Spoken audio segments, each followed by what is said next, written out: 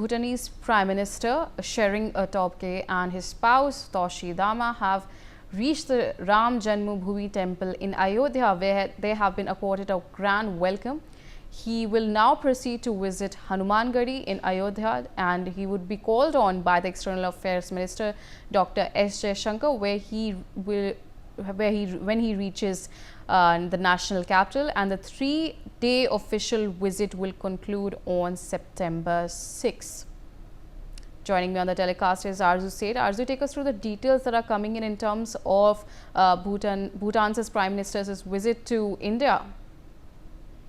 Well, yes, Bhutan Prime Minister was accorded a grand welcome in Ayodhya on today's morning, and after arriving from Gaya, and his special aircraft landed in Maharishi Valmiki Airport in the morning, where he was received by the Uttar Pradesh Agriculture Minister and Ayodhya district in charge, along with the other senior district administration official. And from the airport, the visiting delegation proceeded to the Ram Mandir by the Prayagraj Lucknow highway. So definitely, he visited the Ram Mandir. The Bhutanese Prime Minister is also scheduled to stay, Ayodhya till the afternoon, and elaborate security arrangements have been put in place for his visit.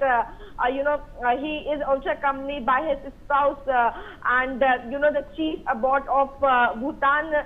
So definitely this is going to be very historic visit, as he is also visiting the cultural heritage site in India. The visit begins with the a ceremony of the Royal Bhutan Temple at Rajgir, Bihar, and the temple built on the land provided by the Bihar government symbolizes the shared spiritual and cultural heritage of Bhutanese between India and Bhutan. So definitely this is a historic visit, and where there will be a bilateral also that is going to happen. Yes.